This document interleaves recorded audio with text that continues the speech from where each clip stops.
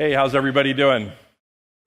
So I'm the guy that gets to stand between you and cocktail hour. Isn't that outstanding? I'm hopeful that I could share some wisdom with you and that you'll walk out of here today with helping you maybe scale your customer success teams with a little bit less friction than what I went through in my career. So I got a lot of content to share with you, and we'll try to get through it as quickly as we can. So I've had a great career, super lucky to be in technology the whole time. And what I want to do today is share with you the time that I had at JobBite. It was a really, really great experience, and a ton of learnings went on during that time. So you might be wondering, what the hell does this have to do with scaling a customer success team?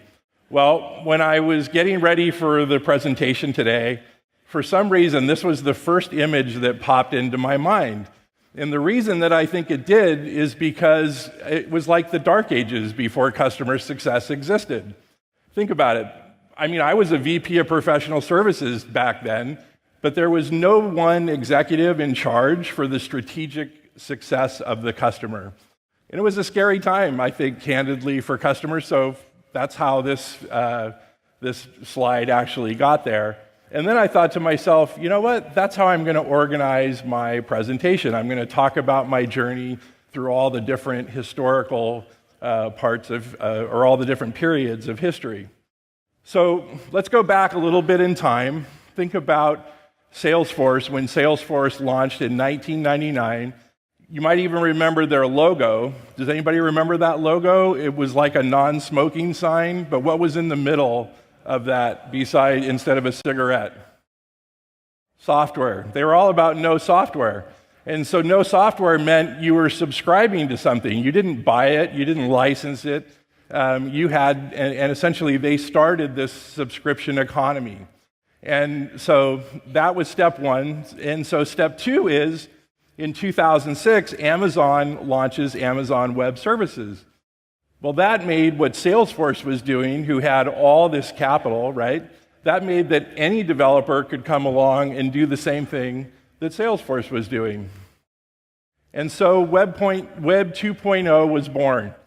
And Web 2.0 is a new type of applications. You guys are all doing it today. But what was different about it is that it wasn't just a web page. It wasn't a brochure website or even an e-commerce site necessarily. It was doing much more mission-critical type work. And it was at this time that, in my opinion, customer success roles really came to be. And I've been listening to the keynotes today, and everybody agrees that customer success is a mindset. But I like to think of the definition of customer success as the way to scale the ability to take care of customers, right? Because we can't just throw endless amounts of money just to make somebody happy. So instead of just making them happy, the reason that we're trying to make them happy is so that they'll generate more revenue for us. So that's, to me, what customer success is all about. It's that scaling in order to generate more revenue. So let's have some fun. Like I said, I'm the guy between you and cocktails, so therefore let's all stand up. It won't hurt, I promise. Come on, help me out here. Everybody stand up. And here's what I want to do. Number one, take a good look around you because you're going to see the room change. I have magical things on your wrist you don't even know about. No, that's a different concert. So if you've been in a customer success role for 1 year or less, go ahead and sit down. Now, the people that just sat down, I want you to look around at the people who are going to stand up because you can probably already guess where I'm going to go with all this. If you've been in a customer success role for 3 years or less, go ahead and sit down. You can see the room thinning out a bit, right? So if you're sitting down right now, you might want to go tug on that person's coat or name badge or something like that, because they've learned a lot. They could be up here doing the same presentation that I'm doing. But let's go one more and see what's left. If you've been in the role for 5 years, more than 5 years, all right. So like I said, these guys could do what I'm doing. I know they've seen this movie before, but let's give these guys a big hand.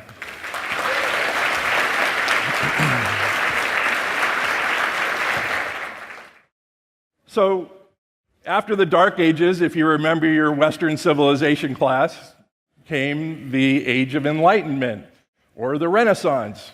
And when I got the job at JobVite, it was 2010. I was in the seat as the new customer success leader, had a very, very small team. And so this image also popped into my mind because I thought to myself, I knew what I wanted to do, where I wanted to go. I had a vision for what I wanted the strategic goals of customer success to be at JobVite, but I didn't have a Waze app that was going to tell me everything that was going to happen along the journey.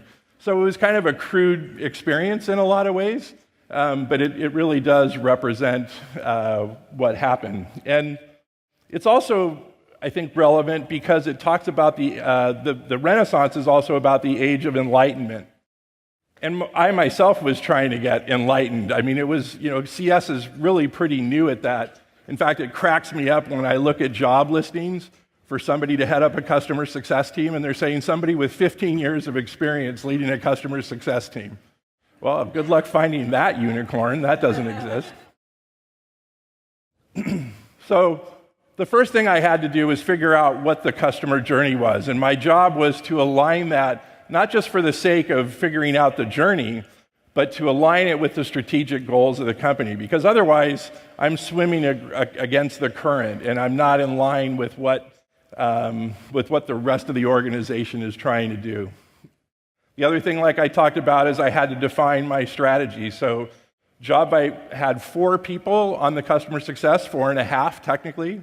We had one person who was working part-time who happens to be here today. And so there were 4.5 people on the team. And so the CEO said to me, "Hey, Dave, I want you to do an all hands to the company and put your vision out there to say, what are you going to do with this thing that's now all yours?" And so I think that was a super important part of what I did. And the other part was, and that I would recommend to you, any of the leaders in the audience, is to communicate that vision often. And it's okay to change your vision, but it's not okay to not communicate it to the company so they know what's going on. And then the next thing I clearly had to do was build the team. And so, again, started off with a team of 4.5. I grew that team 10 times in the period over 4 years that I was in that role. So here are some of the things that I learned. So it was a really tough time when I got into that seat. But much like during the Renaissance, where people got in rooms and talked about big ideas, my thing was I had to figure out the business first. I had to understand JobVite's customer base. And so I've heard other keynote speakers today talk about segmenting the customer. Super, super important. So my thing, just, I don't know, instinctively I knew I had to know who the top 10 customers were from JobVite from a revenue point of view. And I made sure one of the first things I did was go out and create relationship with those customers, because they're going to tell me something that I don't know. And that's going to be the fastest way that I go figure that out. The next piece of advice that I would give you is that establish your metrics early. And don't be too anal about if you have the metrics right. It's more about getting into the habit of doing metrics, of having metrics and measuring yourself, in figuring out where you're going to improve. And I got to tell you, I talked with so many CS leaders at the time, and I was relieved to know I wasn't alone. I wasn't the only guy who was like, God, I feel kind of lost. We really were all trying to figure out what are the truths, what are the things that I call them natural laws, what are the things that you cannot dispute that are absolutely true about our business. And so the other piece of advice I would give you is don't just look at support or don't just look at implementation, but have metrics for that entire customer journey so that you can start measuring it. And I would recommend the fewer metrics that you have in the beginning, the better. I have to say, I didn't do that. I used to spend a lot of time every week updating that dashboard, but I felt like I needed to do that so I could get comfortable on what was important and what was not important.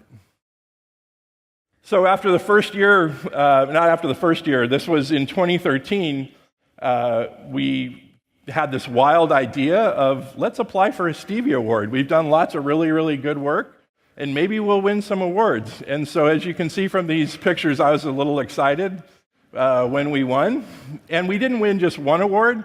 We actually won 3 awards. And I'd love to see a show of hands. How many people are familiar with what the Stevie Awards are? So not very many, probably, 10, 20% of the audience. I got to tell you what this was like. First of all, I go to Las Vegas in a huge room, probably easily 2 to maybe even 4 times as large as this room. There's 400 people sitting in the room from around the world just like me. And they don't know which awards they've won yet or not. The only one that was announced in advance was the People's Choice Award. So I have to say that picture on the left where I'm winning that award, that's kind of staged. I mean, it did happen in real time, but that one we knew we were winning. But the one I didn't know we were winning were the other 2 that year. So let's talk about why we won those awards. I want to share what we did to win them. So I want to talk about friction. So I was really lucky prior to that Stevie Award submission to read an article about friction in business. And after reading that article, it made me think about what was the customer experience that I was defining for our customers to do business with us, essentially. And so one of the reasons we ended up winning that award, we found out, is because we created a frictionless support.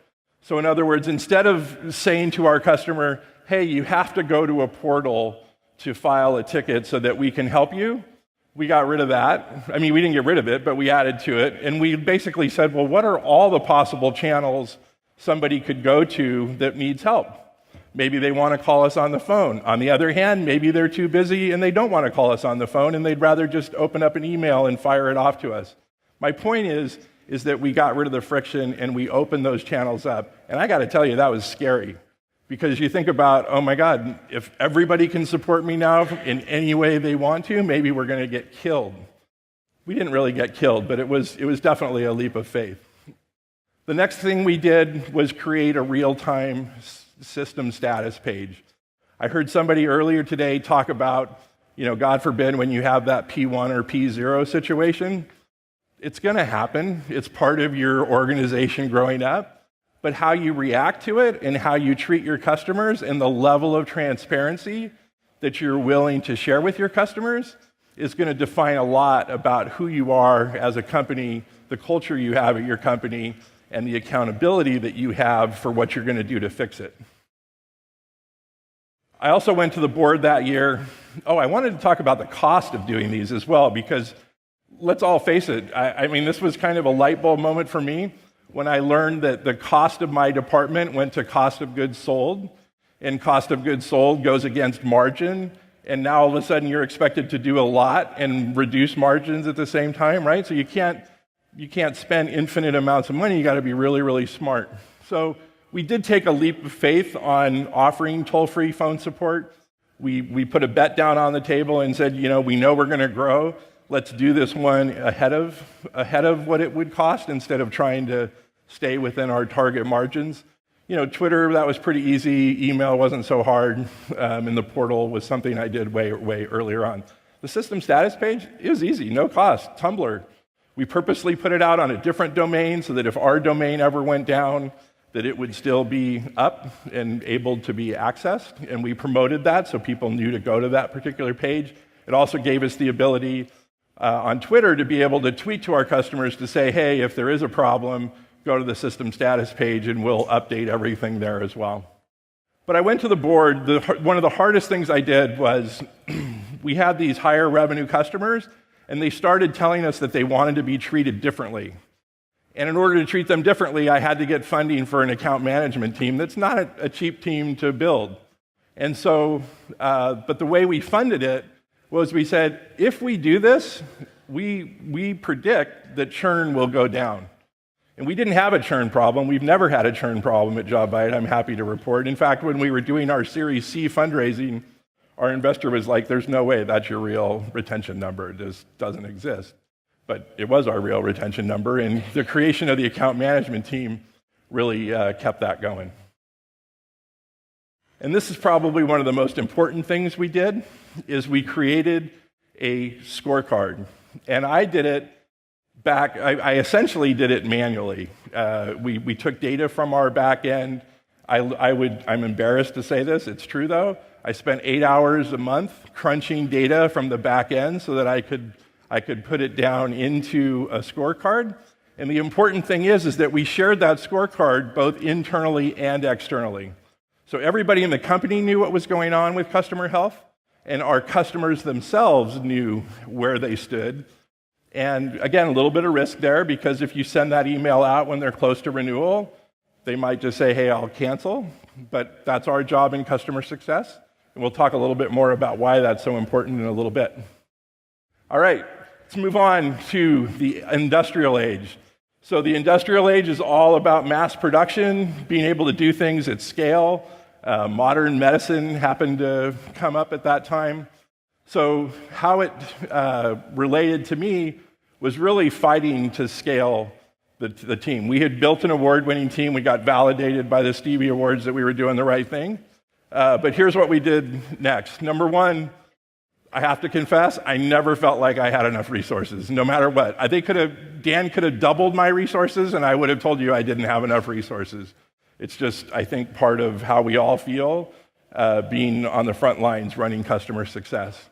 But the other part of it is really understanding the cost of your organization and managing within that. And that's a balancing act that you got to do. But the third thing that we really strived really hard to do was to continuously improve our offering. We weren't happy. We would never be happy. And I imagine you guys all pretty much feel the same way. You always want to be continuously improving. So we really started focusing better on the metrics that matter.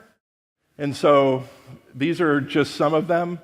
I think the point I want to make here to you is the one lesson that I learned the hard way is whenever you're doing metrics in a growing organization, you need to always not just report the nominal number, but you need to relate it back to the percentage of customers that applies, right? Because if last month you had 1,000 customers and 6 months later you have 1,500 customers, people could either be like celebrating, going, yay, look how great we are, or they could be freaking out if they start seeing the number of customers canceling based on just the pure number itself, right? So it's a double-edged sword, but always whenever you're doing metrics, this is another lesson I learned, is make sure you're doing it as a percentage of your customers so that you can compare equally one period versus the other. So we won another Stevie Award the next year, not one of them. We actually won 3 of them. And here's where I get to embarrass Jennifer. Jennifer, if you'd stand up.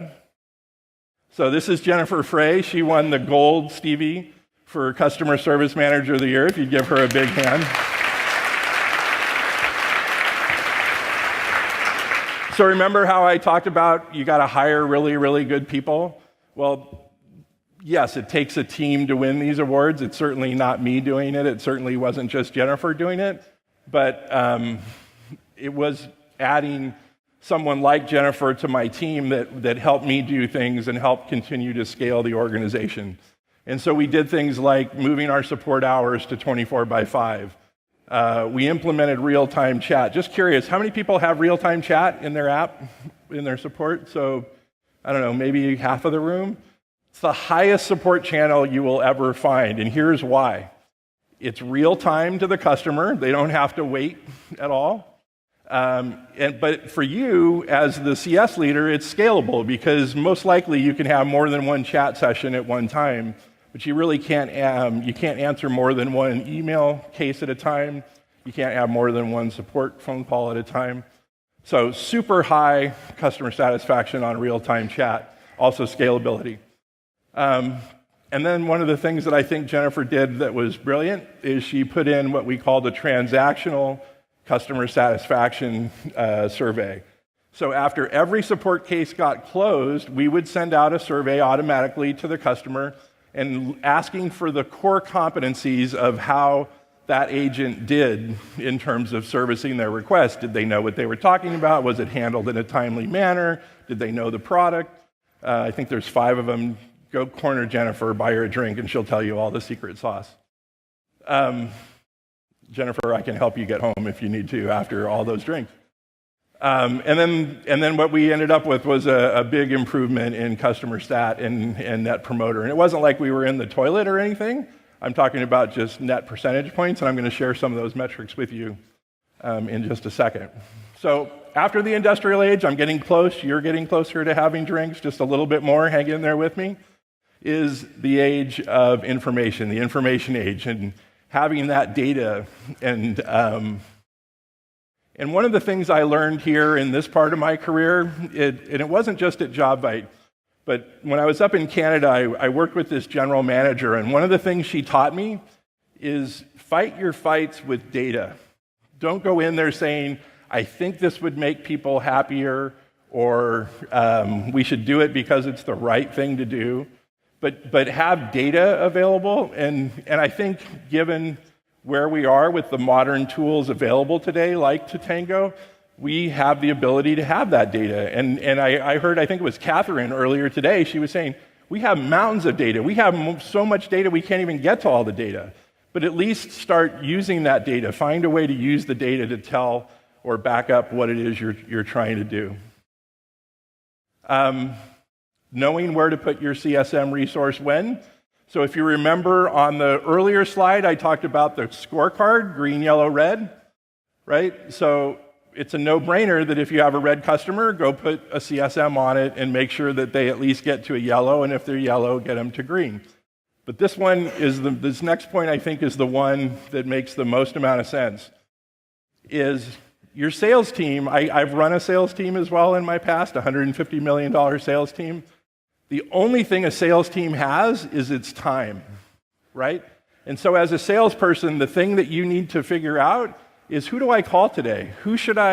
Where is the best place for me to invest my time? And it's not going to be to call a red customer who's up for renewal. That's not the job of sales. The job of sales is to go call a green customer and find out how we're going to get more money out of that green customer because they're happy already. But if you didn't have the scorecard originally to know who was green, yellow, red, I would submit to you that your sales team is going to be floundering a little bit. So the scorecard, again, sharing it internally and externally was a huge pivot for us. And then the other thing is at this stage of where we were, and it's not that it ran perfect every day, was that we had by this time developed a playbook for every part of the customer journey. And I think when you get to that level of maturity, you start to feel like things are moving a lot. It's never easy, but with a lot less friction. So we won a third Stevie Award. 3 years in a row, we had a three-peat. And how did we win it?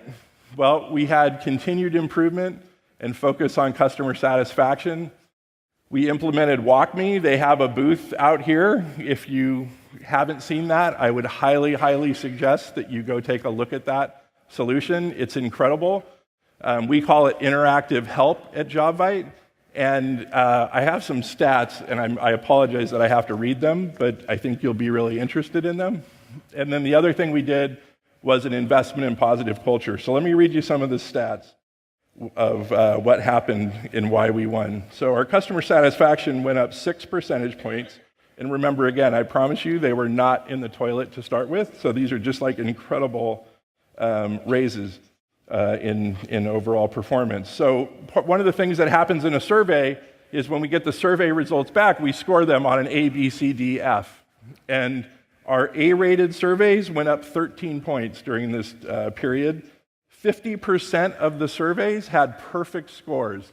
That's where somebody was basically said, like, that person was nirvana to me. They knew what they were talking about. They solved it quickly. Just a great, great experience. As a result, our net promoter score went up 20 points. One of the things when we launched phone support, I said to our executive team, we had a lot of pressure to do that, and I said, I don't want to trade one problem for another problem. And so hold times was a huge thing for me. I did not want to have people calling me saying, I called your support and I couldn't get through. And we never had that problem, but in this particular year, 95% of our calls were answered within 60 seconds, Average wait time was 23 seconds. Our CFO would probably argue that we had too many people up there. He would argue, hey, let's let them wait a little bit longer. Needless to say, John and I didn't see it the same way ever on that stuff, but he was doing his job, I was doing mine. Healthy conversation. And on WalkMe, the first month that we released it, had 15,000 views on features that we thought were important to our customers that helped us deliver value, which is what we're supposed to do in customer success. So to wrap up, just go through my 6 steps to what I call customer success bliss, knowing that we all deal with a lot of stuff every single day. So number 1, establish your vision, communicate it often, define the customer journey. You got to do that so quickly. So important. Hire team members that only fit your culture. A big part of why we won the Stevie Award last year, or this past year, it was awarded in 2016, but it was for really what happened in 2015, was in the application we talked about the culture that exists in the customer success team and even broader at JobBite. And so really super important thing that you hire well. Track your metrics, not just cost, right? Cost, in other words, how much does it cost to activate a customer, but how many hours did it take, and what's the elapsed time as well? Because if you go back to some of the other metrics we talked about, time to value, that is like a ticking time bomb. The sooner you get somebody to value, the less likely they are to churn. The less likely they are to churn, the more successful your organization is going to be. Strive for continuous improvement. It's tough, heavy lifting. You got to keep doing it all the time. And number 6 is don't be afraid to invest. Love seeing the cameras. Thanks for that. Appreciate it. And my Twitter handle's there down on the left, @Lahey. Apparently, I didn't get the memo that you're supposed to spell out your whole name when you create a Twitter handle, so I thought shorter was better. What did I know? Anyway, bottom line, really appreciate your time. You guys can do this, and you've got great people here in the room to help you figure it out.